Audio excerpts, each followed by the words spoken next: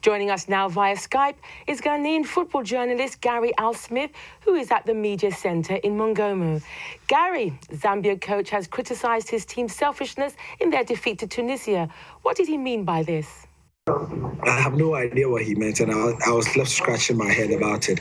I suppose that over the two games, there have been a lot of opportunities for Zambia to score, and they haven't taken it. But yesterday was another level of wastefulness. I think that on a couple of instances, the players could have passed the ball and all that. But, I mean, with him being the coach, at a point, you should have issued strict instructions that pass the ball after two touches or after three touches. Is what coaches around the world do.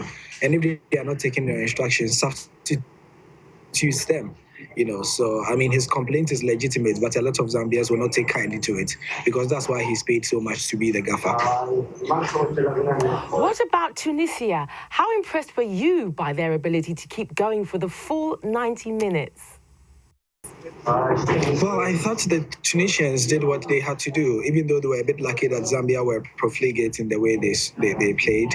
And Tunisia in the first game were not impressive at all, and I thought that they got the win they got because of Zambia's poor play and not because they were so good. Okay, so how was Cape Verde and DR Congo's lackluster draw received? Cape Verde's lackluster draw, well, it was a board draw. It took us to, the early 2000s when the African Cup of Nations was being played. You hardly got exciting matches. This is before 2006 when the African Cup of Nations started becoming quite technical, because then a lot more players were being in Europe and a lot more European trained coaches were coming into the continent and onto the tournament. And so it took us to back in the day, but I suppose that after, 12 games as at yesterday, you expected to have at least one boring game. The tournament is suffering from a lack of goals, while in the Asian Cup, the goals are flying in. Why do you think this is? Well, every Cup of Nations has a peculiar character. I think in an earlier interview I did with you guys, with you before the tournament started, I intimated that because of the way the last year has been free-flowing around the world and, the world has been shifting to a 4-3-3 counter-attacking play, I thought there were going to be a lot of goals. But for some reason at the African Cup of Nations, quite a number of teams have been going the 3-5-2 and they have been bombing for it. I think one of the problems has been teams have been wasteful. Even in Group C, you've seen that with South Africa and Ghana. Algeria were quite clinical with the way they played. But if you look across groups A, B, and D, you saw a lot of wasteful teams and teams being careful. Probably it was because it was their first games that they've played. So hopefully we can see more goals. But in terms of the formations, I'm not seeing a lot of ultra-defensive teams. And there aren't a lot of ultra-defensive teams at this Cup of Nations. Most are going for it. Most are going for glory. But their opposition, I think, are more organized than before, and that's why we are not seeing a lot of goals in addition to the wastefulness.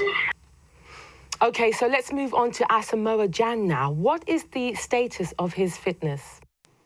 I think Cote d'Ivoire showed us that they can come back from a goal down and be able to grind out a win. But this time, I would like them to take the initiative and be able to kill the game if they come in the first 45 minutes. As to the other teams, with Mali and Guinea and Cameroon, I think Cameroon looked good, even though they were also a bit wasteful. Some of their tackles are a bit too, crunching, and I think that's a problem.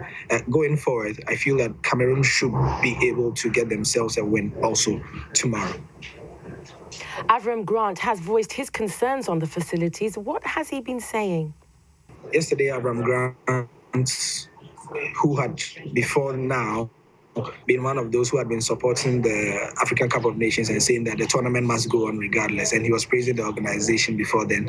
Yesterday, he complained about a few things. He actually lashed out at the Confederation of African Football and said that he only attended the pre-match press conference because he respected the journalists. He also said that the bus Ghana were given for their pre-game training was like a ship, and I'm quoting him. He said the bus moves like a ship, and it was old and rickety. He also alleged some bias because Ghana had requested to train near their hotel, but CAF had prevented them from doing so. He said that Algeria had been given permission to train just 10 minutes from their hotel, and Ghana had to drive 1 hour away from their camping base and 1 hour back, so a 2 hour drive in all. And he said that because of that, the players were tired and all that, and he felt that that wasn't good enough from the Confederation of African Football. Next time, if it happens, he's not going to attend a press conference. Do you feel this will affect his team's performance?